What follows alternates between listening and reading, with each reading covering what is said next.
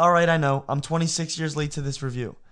But if I'm going to review Scream 6 in a month when it releases, don't I have to review 1 through 5 first? You're okay. This one, real fucking ugly. You're dead.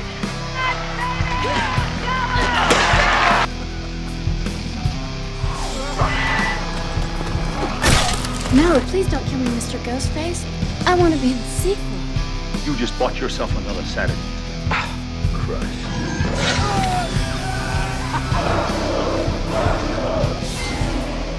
Are you not entertained? Are you not entertained? Scream, 1996, written by Kevin Williamson, directed by the iconic, the legendary Wes Craven. Principal photography for Scream took place over 8 weeks, between April 15th and June 8th of 1996.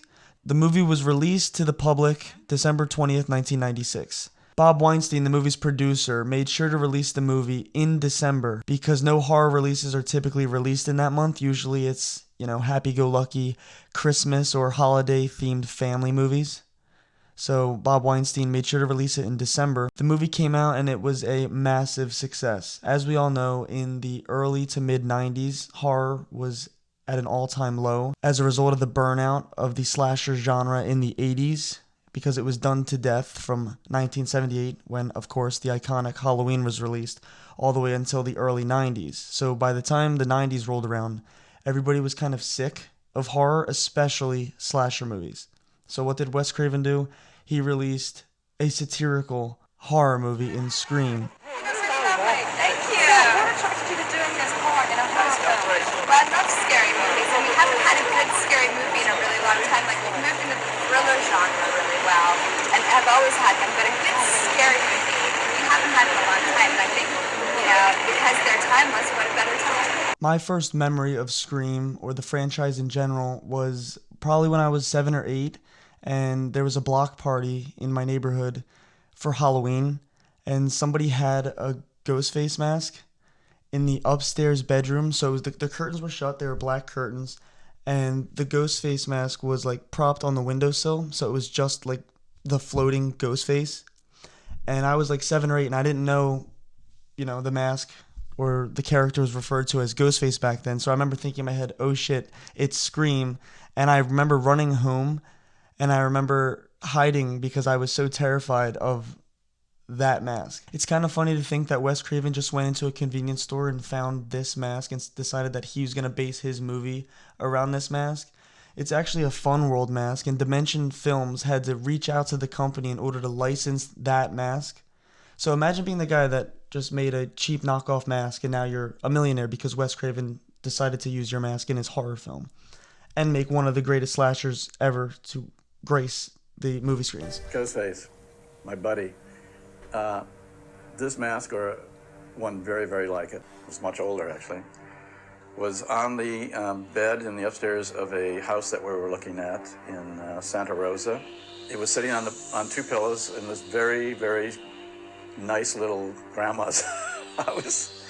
And, I've been looking for a mask that was a ghost mask. We didn't really know what it would or should look like, but we were getting close to production. And I said, where did you get this? This is amazing. And we're doing a film about a ghost face guy. Can we borrow this? Just, yeah, sure. It turns out her husband had collected Halloween masks. And the mask clearly was old. It had been, worn around the edges and everything else. But we couldn't find any brand on it. So called Bob Weinstein. He said, well, get your art department to make you something like it, but not too close so we get sued. I probably do the worst Bob imitation of anybody, but so we went through a period of trying to devise a mask that was scary, but didn't look like this, so we would get sued. But we were also, the studio was trying to find who made it. And right towards the end, in fact, I shot the first day using the mask against studio orders because the other mask just looked terrible. And the next day we got word that the studio had found I don't know whether it's still there, but on the original, they found right along the edge of the mask, there was just embossed the words Fun World. And then they did a global search of that and found this little mom and pop company in New England that probably their entire, capital intake in a year was $10,000. But it was part of their inventory, and they'd had it since the 50s, I think. So a deal was quickly made, as they say. So that's how it came to be. Okay, so what's there to say that hasn't already been said? I don't know. Scream is, I think, maybe my second favorite franchise, only behind Halloween, but I guess that makes a lot of sense because Scream was based off of all the tropes that John Carpenter and Halloween had set in the first place in 1978, the original. Halloween made slashers what they are, and Scream just took that formula and kind of made fun of it in a lighthearted way, more of honoring the tropes of horror rather than making fun of them. Wes Craven knew exactly what to do. Like, there's that scene when Sidney is talking about how in horror movies, usually big-breasted women run up the steps instead of going out the front door. But she winds up running up the steps when she's in that same situation she was referring to. And it's just kind of funny how Wes Craven took that script and how he applied it to his movie. Some things that I picked up on after my last watching, which was last night. I never knew that in the beginning, when Drew Barrymore is talking on the phone to Ghostface, when Ghostface asks about Halloween, that in the score, very, very low, if you turn up your volume or you listen with headphones on, you can actually hear the Halloween theme being played very, very quietly while they're talking about Halloween. He had a white mask. He stalked the babysitters. No. Come on. Yes, you do. Please. What's his name? Steve's counting on you. Michael. Yes. Very good. And the more obvious homage to Halloween, as far as score goes, is when Billy crawls into Sidney's room and Don't Fear the Reaper is playing in the background. It's like a very slowed down version, and it almost sounds romantic, even though I don't think the song actually is. But if you play that scene again, you'll hear Don't Fear the Reaper slowed down. So that's another homage to Halloween. If this whole movie, Scream, is basically a love letter to Halloween and John Carpenter. Another thing I picked up on watching it last night was Stu actually mentions that he used to date Casey Becker. So obviously he would know the layout of the house, and that's how they got in and out and killed her so fast in the first scene of Scream. I never picked up on the fact that Stu dated Casey Becker. So I maybe you knew, but I didn't. That was the thing that I picked up on the last night when I watched it. And another thing is Gale actually brings up New York City in Scream 1. So now that they're going there in Scream 6, it makes so much sense because Gale was talking about going to New York and doing a big report and becoming famous because that's her whole character motivation. So now finally in the 6th installment, they're going to go to New York City after being in Woodsboro for 5 movies. But more on that when I review Scream 6 in a month. Overall, I think Scream is... I don't want to say it's my favorite because Halloween is my favorite, but it's definitely up there in terms of all the franchises. I think the Nightmare franchises dipped down after the third one. Texas Chainsaw Massacre was never my thing, and Friday is just kind of a movie you put on to have in the background.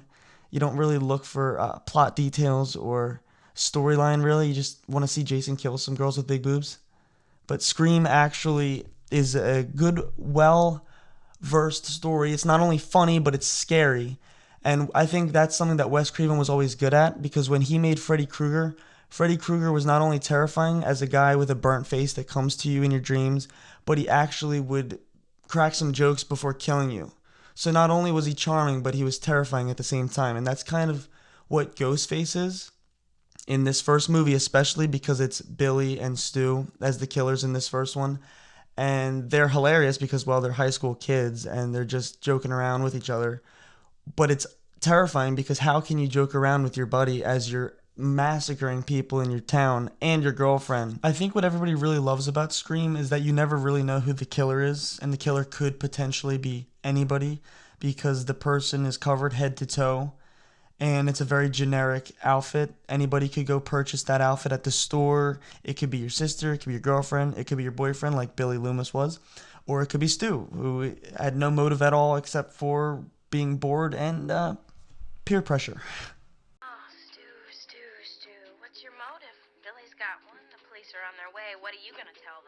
Peer pressure. I think what made this movie so enjoyable and so rewatchable is that the way Wes Craven crafted each scene, everything is in focus, and you look around the frame in every scene and you see Ghostface in places you didn't see him before.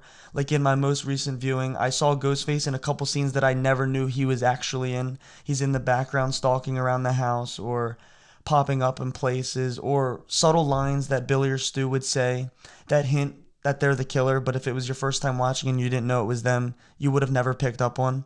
So that makes the rewatchability go sky high, as opposed to a movie like, I don't know, what's a movie that's not rewatchable? A movie that's not rewatchable. Skinamarink. Not rewatchable at all, in my opinion. We can't forget about Jamie Kennedy, who played Randy. Randy is the most beloved horror genre character to ever live, I think, because Randy embodies us, the people who like to sit around and talk about horror. You pick up on the little things and you pick up on the nuances and you know what not to do, you know what to do. And up to 1996, we've never seen a character who was, I don't know how to put it, third eye. Like, Randy's third eye was opened. He knows what happens in horror movies. He knows you're not supposed to say, "I'll be right back." He knows you're not supposed to have sex. He knows all these things. He's got his third eye open to all of it. Yet he's put in the situation of a horror movie and has to live through it and fight the killers. And I don't know, it's just great. Scream is a great movie. I need to come up with a ranking system for this channel.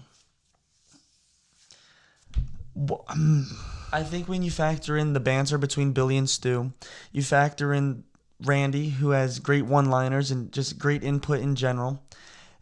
Great final girl in Sidney Prescott. The unpredictability of the kills. Scream is in undeniable force. It's just a great movie that you can put on at any time. I could be trapped on an island and I can watch Scream over and over again, and I'm sure I would pick up new things each and every time. And my camera died. Fucking shit. Okay, but can we talk about that final act? I think the Scream franchise is synonymous with their final acts, because when it comes to horror, I think a final third act can make or break the film. And Scream always delivers with the final act. It's almost formulaic now since we're getting to the 6th installment, but it's something about when the ghost faces are revealed and then the surviving cast of characters have to react to the reveal of who the ghost faces are, how they go about it. Like in Scream 1996, when Billy and Stu reveal that they're Ghostface, first off, you didn't know that there was going to be two of them. So when Stu then reveals he's the other killer working alongside Billy in his master plan to get revenge because Billy's dad was having an affair with Sidney's mom, and Billy was just trying to get back at Sidney because he holds Sidney responsible for her mother's actions, which is totally illogical, but it's a movie nonetheless.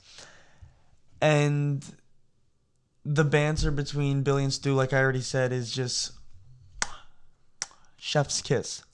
When they have to stab each other to make it look like they survived an encounter with a killer. The way that they unveiled that Sidney's dad was tied up in the closet all along. Because throughout the whole movie, they're teasing that Sidney's dad didn't check into his hotel. Sidney's dad didn't take the flight. His credit card hasn't been used. And you're just sitting there wondering if it's your first time. Wait, could Sidney's dad be the killer? Like, anybody and everybody could have been the killer in this. Cotton Weary was also a suspect. Everybody is a suspect. There's a formula to it. A very simple formula. Everybody's a suspect. I gotta come up with a ranking system for this channel. But I kind of just had this thought the other day to start a movie review channel, and here we are. I know, I gotta put more thought into it. But for the sake of this review, Scream 1996 gets an A+ in my book. This is probably the 1000th Scream review on YouTube, if you even clicked on the video. But if you're hearing me talk about it, then you definitely clicked on the video. I'm a completionist. What can I say? If I'm going to review Scream 6, I want to review 1 through 5. So here we are. That's it. That's the review. That's the video. I didn't come up with a outro for this channel either. So, this is awkward. Are you not entertained?